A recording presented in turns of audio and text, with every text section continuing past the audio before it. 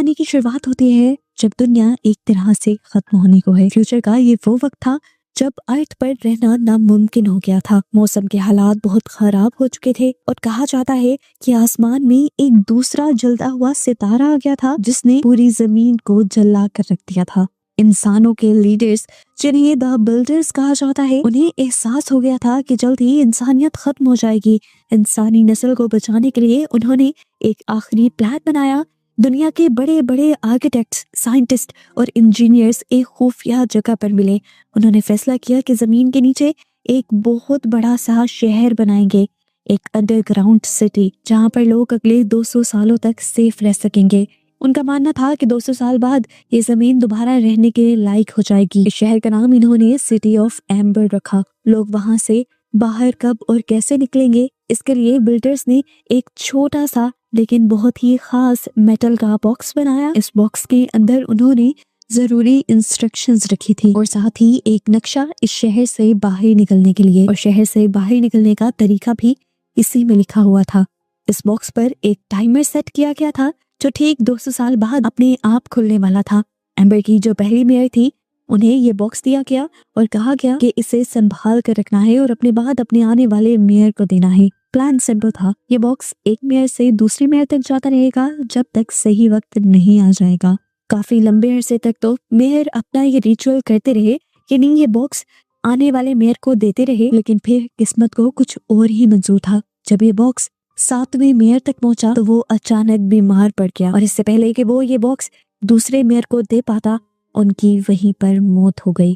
मौत की अफरा तफरी में ये बॉक्स किसी को दिया ही नहीं गया। वो बस एक पुरानी अलमारी में पुराने कपड़े के बीच कहीं खो गया और लोग उसे भूल गए। जो चेन बनी हुई थी वो टूट गई। एम्बर के लोग भूल ही गए कि उन्हें कभी वहां से बाहर भी निकलना था। वक्त गुजरता गया, वो 200 साल पूरे हो गए और अलमारी के अंदर अंधेरे में रखा हुआ बॉक्स अपने आप खुल गया, लेकिन उसे देखने वाला वहां कोई नहीं था। अब आज के वक्त में सिटी ऑफ एम्बर के हालात बहुत खराब हो चुके हैं। शहर टूट रहा है। वो बड़ा सा जनरेटर जो पूरे शहर को बिजली और रोशनी देता है, वो अब जवाब दे रहा है। शहर में ब्लैकआउट्स यानी अंधेरा होना बहुत आम बात हो गई है और अब तो यहाँ लंबे लंबे समय तक अंधेरा रहता है। गोदाम जो पहले खाने पीने की चीजों से भरे होते थे, अब खाली हो रहे हैं। लोग डरे हुए हैं, लेकिन वहाँ की सरकार उन्हें झूठ बोलती है कि सब कुछ कंट्रोल में है। हमें शहर के हालात का असली पता तब चलता है जब वहाँ एक बहुत बड़ा दिन आता है जिसे असाइनमेंट डे कहते हैं। ये वो दिन है जब स्कूल खत्म करने वाले बच्चों को जिंदगी भर के लिए एक जॉब दी जाती है। एम्बर में आप अपनी मर्जी से जॉब नहीं चुन सकते। आपको एक बैग में से पर्ची निकालनी होती है और उस पर्ची पर लिखी हुई जॉब आपको पूरी जिंदगी करनी पड़ती है। यहाँ हम दो मेन कैरेक्टर्स से मिलते हैं। पहला है डॉन हेरो, जो कि इलेक्ट्रिशियन बनना चाहता है ताकि वो जनरेटर ठीक कर सके, और दूसरी तरफ है लीना, एक चुलबुली सी लड़की जिसका सपना है कि वो मैसेंजर बने ताकि उसे पूरे शहर में भागने दौड़ने की परमिशन मिल सके। जब पर्ची निकालने की बारी आती है तो किस्मत उल्टा खेल खेलती है। लीना के हाथ में पाइप वर्कर लेबर की जॉब आ जाती है, जिसका मतलब है कि वो शहर के नीचे अंधेरी सुरंगों में काम करेगी। वहीं दूसरी तरफ डॉन को मैसेंजर की जॉब मिलती है और ये दोनों ही अपनी जॉब देखकर बहुत ही ज्यादा उदास हो जाते हैं। डॉन तो कुछ ज्यादा ही उदास है क्योंकि इधर उधर पहुंचकर वो जब सबको सबके मैसेजेस डिलीवर करेगा तो जनरेटर किस तरह ठीक करेगा। मौका देखकर लीना डॉन से ये जॉब बदलने की बात कहती है और डॉन फौरन ही मान जाता है क्योंकि पाइप वर्क्स जनरेटर के पास ही है। अगर वो पाइप वर्क्स का काम लेगा तो जल्द ही जनरेटर तक भी पहुंचने का मौका मिल ही जाएगा। ये दोनों आपस में अपनी जैकेट्स बदल लेते हैं और दोनों को ही काम मिल जाता है जो वो चाहते थे। लीना अब खुशी खुशी भागते हुए घर जाती है ये खबर सुनाने के लिए। वो अपनी बूढ़ी दादी और अपनी छोटी बहन पॉपी के साथ रहती है। दादी की तबीयत ठीक नहीं रहती, उनकी याददाश्त अब कमजोर हो रही है और वो दिन भर अपनी अलमारी में कुछ ना कुछ ढूंढती रहती हैं। उनको लगता है कि उनकी कोई बहुत ही जरूरी चीज गुम हो गई है, पर उन्हें याद ही नहीं आ रहा कि वो क्या चीज है। इधर हमें डॉन को दिखाया जाता है जिसका पहला दिन टनल्स में शुरू होता है। वहाँ वो एक पुराने वर्कर सोल से मिलता है। डॉन बहुत सवाल पूछता है कि जनरेटर और वाटर व्हील कैसे काम करते हैं, लेकिन उसे ये जानकर शौक लगता है कि अब यहाँ पर किसी भी मैकेनिक के अंदर कोई भी समझबूझ नहीं बची है। बच्चों की मर्जी से ना उनको जॉब मिलने की वजह से काफी सारे बच्चों को दरमियान में इंटरेस्ट ही नहीं रहा मैकेनिक सीखने का, और इस तरह वो नॉलेज आगे बढ़ ही नहीं पाया और वहीं पर खत्म हो चुका है। जनरेटर भी अब पैचेस के सहारे चल रहा है, उसे ठीक करने वाला कोई नहीं है और यहाँ पर डॉन को एहसास होता है कि हालात उसकी सोच से भी ज्यादा खराब हैं। एक तरफ डॉन अपनी जॉब और चीजों को लेकर बहुत ज्यादा परेशान है, दूसरी तरफ लीना अपनी जॉब को लेकर बहुत ही ज्यादा खुश है। वो रेड कैप रेड शॉल लिए भागती फिरती है पूरे शहर में, ये नहीं जानती कि कुछ दिन में ये शहर तहस नहस होने वाला है। एक दिन ऐसे ही मैसेज देते हुए वो देखती है कि एक आदमी शहर के अननोन रीजन से वापस आया है। वो चिल्ला रहा था, उसने सबको बताया कि उसने अंधेरे में एक बहुत बड़ा जानवर देखा है, एक मॉन्स्टर देखा है। वो सबको वार्न कर रहा था कि वो मॉन्स्टर सबको मार देगा। उसने मुझ पर भी जानलेवा हमला किया, लेकिन गार्ड्स यहाँ पर उसे पकड़ लेते हैं और उसे पागल समझते हैं। उन्होंने इस आदमी को इसलिए भी पकड़ा था क्योंकि वो शहर के अननोन रीजन में गया था जहाँ पर जाना मना था। गार्ड्स उसे घसीटते हुए यहाँ से ले जाते हैं और पीछे उसके पास से कोई चीज गिर जाती है। ये एक बड़ा सा सीन था जो सच में एक बहुत बड़े कीड़े का लग रहा था। लीना उसे उठा लेती है और छुपा लेती है और यहाँ पर उसे एहसास होता है कि शहर के अननोन रीजन के अंधेरे में कुछ ऐसा राज छुपा है जिसके बारे में कोई बात नहीं कर रहा। कहानी में एक नया मोड़ तब आता है जब लीना अपने घर होती है।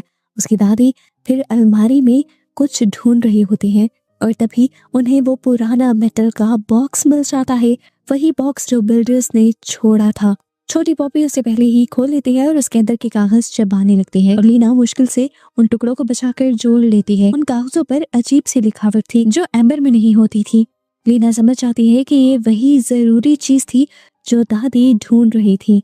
लीना उन टुकड़ों को कागज की पजल की तरह जोड़ने की कोशिश करती है और उसे कुछ कुछ लफ्ज समझ आते हैं, जिस तरह इंस्ट्रक्शन, रिवर, डोर। उसे यकीन हो जाता है कि ये वही शहर को बचाने का रास्ता है जिसके बारे में कभी उसने अपने दादा और अपने बाबा से सुना था। वो इसे लेकर मेयर कोल के पास चली जाती है, लेकिन मेयर को लोगों को बचाने में कोई इंटरेस्ट नहीं था। वो एक करप्ट और मतलबी आदमी है जो लोगों को झूठी तसल्ली देता रहता है, जबकि असल में वो शहर का बचा कुचा राशन अपने लिए छुपा रहा है। जब लीना उसके ऑफिस में होती है, वो दीवार पर लगे पुराने मेयर की तस्वीरों में वही मेटल बॉक्स देखती है जो 7वें मेयर के हाथ में था और वो 7वां मेयर असल में लीना के ही दादा थे। अब उसे पक्का यकीन हो जाता है कि ये बॉक्स बहुत ही खास है। लीना को लगता है कि उसे मदद की जरूरत है, इसीलिए वो डॉन के पास जाती है। दोनों मिलकर समझने की कोशिश करते हैं। उन्हें समझ आता है कि ये इंस्ट्रक्शंस पाइप वर्क्स की तरफ इशारा कर रही हैं जहाँ डॉन काम करता है। कागज पर एक दरवाजे का और बाहर निकलने का भी जिक्र था। वो समझ आते हैं कि यहाँ पर उन बिल्डर्स ने उन्हें मारने के लिए नहीं छोड़ा था, बल्कि यहाँ से बाहर निकलने का भी एक रास्ता बनाया गया था। जब डॉन टनल के अंदर काम कर रहा होता है तो उसे वहां पर एक खुफिया कमरा नंबर 351 दिखता है जो लॉक है। वहां उसे एक बड़ा सा जानवर भी दिखाई देता है, एक म्यूटेटेड मोल जैसा कीड़ा, जिसे देखकर वो बहुत ज्यादा डर जाता है और वो कीड़ा भी उसका पीछा करता है। इससे साफ जाहिर हो जाता है कि अब इस बंकर्स के अंदर और रहना ज्यादा खतरनाक हो चुका है। अब यहाँ पर मॉन्स्टर्स पैदा होने लगे हैं। आज एक हुआ है, कल 2 होंगे और फिर हजारों, और ये इंसानों को खत्म कर देंगे। बाद में लीना और डॉन देखते हैं कि जो फूड गार्ड है, जो सारे राशन की रखवाली करता है, वो चुपके से उस कमरे के अंदर जा रहा था। उन्हें लगता है कि लूपर चोरी कर रहा है। जब वो किसी तरह उस कमरे के अंदर घुसते हैं तो वो हैरान रह जाते हैं।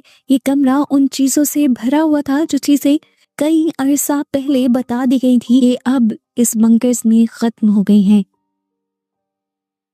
इसलिए शौक उन्हें तब लगता है जब वो मेयर कोल को उस कमरे में बैठा हुआ देखते हैं। मेयर चोरी की जांच नहीं कर रहा था, वो खुद चोरी करवा रहा था और खुद वहां पर बैठकर वो आराम से खाने पीने की अय्याशी कर रहा था। उसने अपने लिए इतना खाना स्टोर कर पा लिया था कि वो पूरी जिंदगी खा सकता था, चाहे बाकी लोग भूख से मर जाते। यहाँ पर लीना और डॉन को समझ आ गई कि मेयर का कोई भरोसा नहीं है, अब उन्हें अकेले ही सब कुछ करना होगा। वो वापस उन इंस्ट्रक्शंस पर ध्यान देते हैं। कागज में एक मार्क वाले पत्थर का जिक्र था। डॉन को याद आता है कि उसने टनल के अंदर एक पत्थर देखा था जिस पर अजीब सा निशान बना था। उन्हें समझ आ जाती है कि बाहर निकलने का रास्ता शहर के नीचे बहने वाली नदी के पास छुपा है। और इन सारी रिसर्चेस के दौरान लीना को एक बहुत ही दुखी बात ये भी पता चलती है कि सालों पहले लीना के डैड ने भी लीना की तरह ही इस जगह से बाहर निकलने का रास्ता ढूंढने की कोशिश की थी, लेकिन वो अपने साथियों के साथ मारे गए और कभी भी इस मिशन में कामयाब होकर बाहर ना आ सके। यानी उनका प्लान फेल हो गया था। उन्होंने जिस टनल से बाहर निकलने की कोशिश की थी उस टनल में पानी भर गया था और लीना के डैड डूब गए थे। यही वजह है कि डॉन के डैड अब डरपोक हो गए हैं, क्योंकि वो उनका साथ दे रहे थे और अब वो नहीं चाहते कि उनका बेटा कोई भी खतरनाक काम करे। इस सच्चाई से जहाँ लीना और डॉन हिम्मत छोड़ भी सकते थे, वो इस सच्चाई को अपनी कमजोरी नहीं बल्कि अपनी हिम्मत बना लेते हैं और ठान लेते हैं कि वो अपने डैड्स का अधूरा काम पूरा करेंगे। यहाँ एम्बर में उनका फेस्टिवल भी आ जाता है। इस फेस्टिवल में शहर के सभी लोग इकट्ठा होकर शहर के लिए गाने गाते थे और ठीक इसी मौके पर लीना और डॉन ने प्लान बनाया कि वो सबके सामने मेयर की असलियत खोल देंगे। लेकिन मेयर उनसे एक कदम आगे निकला। उसने पहले ही ऐलान कर दिया कि लीना और डॉन मुजरिम हैं और झूठी अफवाहें फैला रहे हैं। यानी उन्हें मुजरिम बना के जाता है और गार्ड्स उन्हें पकड़ने के लिए उनके पीछे लग जाते हैं। लीना पकड़ी जाती है और उसे मेयर के ऑफिस लाया जाता है। मेयर अपनी चोरी किए सामान के बीच आराम से बैठा हुआ उसे धमकाता है और इस टाइम लीना को लगता है कि सब कुछ खत्म हो जाएगा। लेकिन तभी यहाँ पर अचानक से लाइट चली जाती है और पूरा शहर अंधेरे में डूब जाता है। इस अंधेरे का फायदा उठाते हुए लीना वहाँ से भाग निकलती है। वो अपनी छोटी बहन पॉपी को उठाती है और डॉन से मिलती है। उन्हें पता है कि अब उन्हें शहर छोड़ना पड़ेगा। वो भागकर नीचे पाइप वर्क्स में पहुंच जाती हैं। इंस्ट्रक्शंस को फॉलो करते हुए उन्हें एक छुपा हुआ मैकेनिज्म मिलता है। इसमें नदी के पानी का लेवल कम करना और कुछ वॉल्व्स घुमाना शामिल थे। ये काम मुश्किल था लेकिन वो अपनी पूरी ताकत लगा देते हैं। उन्हें वहाँ एक खुफिया लॉकर मिलता है जिसमें पुरानी लेकिन मजबूत बोट्स रखी हुई थी। दिखने में तो पहले ये अलमारियां लग रही थी लेकिन जैसे ही वो नीचे गिरी तब उन्हें समझ आया कि ये बोट्स हैं। ये बोट्स ऐसी चीजें थी जो इन्होंने पहले कभी नहीं देखी थी। वो उनमें से एक बोट को तेज बहने वाली नदी के अंदर उतार देते हैं और खुद उसमें बैठकर इंस्ट्रक्शंस के मुताबिक वहां से निकलने ही वाले होते हैं कि मेयर वहां आ जाता है। वो भी सिंगिंग सेरेमनी से भाग आया था क्योंकि वो जानता था कि आज जनरेटर फटने वाला है। ये अफवाह पूरे शहर में फैल गई थी। पूरे शहर में अफरा तफरी थी और मेयर यहाँ पर सिर्फ अपने आप को एक खुफिया बंकर में छुपाने आया था जहाँ रहकर उसकी जान बच सकती थी। लेकिन जैसे ही वो अपने छुपाए हुए खाने वाले कमरे में घुसता है तो वहीं पर अचानक वो बड़ा सा मॉन्स्टर आ जाता है जिसे हमने पहले भी देखा था। मेयर खुद ही अपनी लालच की जाल में फंस कर उस जानवर का शिकार बन जाता है। लीना, डॉन और वो छोटी पॉपी तीनों मिलकर उस बोट में बैठ जाते हैं। डॉन का बॉस वो बूढ़ा वर्कर सोल उनकी मदद करता है। वो पानी के प्रेशर को कंट्रोल करने के लिए एक लीवर पकड़कर खड़ा हो जाता है। ये लीवर खराब हो चुका था, वो अपने कंट्रोल में नहीं आ रहा था, इसीलिए सोल ने अपनी जान जोखिम में डाल दी ताकि उन्हें बाहर भागने का मौका मिल सके। जैसे ही पनबिल चलने की वजह से पानी का बहाव तेज होता है तो इनकी नाव भी वहां से गुजरती हुई एक खुफिया खाई के अंदर चली जाती है। यहाँ बहुत ही ज्यादा अंधेरा था और हर चीज बहुत ही ज्यादा डरावनी लग रही थी। ये हाई स्पीड वाटर स्लाइड जैसा था और इन्हें डर भी बहुत ज्यादा लग रहा था। अंधेरे में घूमती हुई उनकी बोट बड़े बड़े झरनों से होती हुई नीचे गिराती है एक बहुत बड़ी केव के अंदर।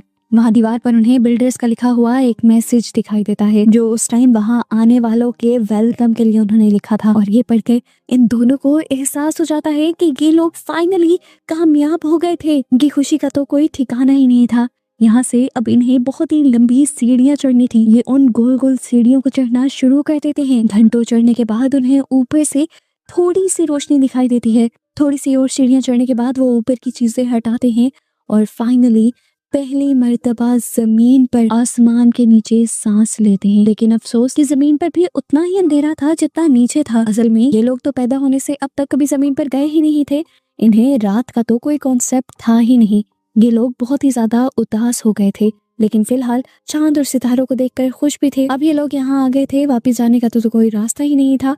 ये लोग यही सो जाते हैं और सुबह इनकी आंख रोशनी से खुलती है। आसमान में ये लोग देखते हैं तो आहिस्ता आहिस्ता एक तरफ से सूरज उग रहा था। सूरज की रोशनी पड़ते ही यहाँ पर सारे परिंदे उड़ने लग जाते हैं और चहचहाने लग जाते हैं। ये सारा नजारा ये लोग पहली मर्तबा देख रहे थे। हरियाली, परिंदे, ये दुनिया बिल्कुल पहले जैसी हो गई थी। हर चीज को देखकर ये लोग हैरान भी थे और खुश भी। इन चीजों के बारे में कभी इन्होंने बस किताबों में ही पढ़ा था और आज ये लोग उसे देख भी रहे थे। आज दुनिया हरी भरी जिंदा थी। वो जो दूसरा सितारा जमीन के करीब आ गया था वो भी यहाँ से जा चुका था। वो लोग खुशी खुशी जमीन पे घूमने लग जाते हैं और घूमते हुए उन्हें एक गहरा गड्ढा दिखाई देता है जो मोटी ग्लास से ढका हुआ था। जब उन्होंने वहां से नीचे झांका तो उन्हें गहराई में छोटी छोटी लाइट्स दिखाई दी। उन्हें एहसास हुआ कि वो ठीक एम्बर सिटी के ऊपर खड़े हैं। वो अब नीचे लोगों को देख पा रहे थे जो इस टाइम शहर के मेन एरिया में खड़े अपना जश्न मना रहे थे। यहाँ पर डॉन ने एक मैसेज लिखा और सबको बाहर निकलने का रास्ता बताया और ये भी लिखा कि वो बाहर निकल चुका है। और उस मैसेज को उसने पत्थर में लपेटकर नीचे शहर के बीचों बीच फेंक दिया। वो पत्थर जाकर एम्बर शहर की सड़क पर गिरता है और लकीली मिल जाता है डॉन के डैड को। जो उस टाइम अपने बेटे को ही ढूंढ रहे थे। उन्होंने जैसे ही इस पत्थर के कागज पर लिखा हुआ मैसेज पढ़ा तो उनके अंदर भी उम्मीद की एक किरण जाग गई। और ऐसे फिर ये कहानी इस उम्मीद, इस यकीन के साथ खत्म होती है कि सच्चाई लोगों तक पहुंच गई है, बुरा मेहर मर गया, राज खुल गया और बाहर आने का रास्ता अब सबके लिए खुल चुका है। लीना, डॉन और पॉपी सूरज की रोशनी में खड़े हैं, ताजा हवा में सांस ले रहे हैं, एक नई जिंदगी शुरू करने के लिए तैयार हैं, ये जानते हुए कि जल्द ही एम्बर के बाकी लोग भी उनके साथ होंगे। वो लंबी अंधेरी रात अब आखिर खत्म हो चुकी थी।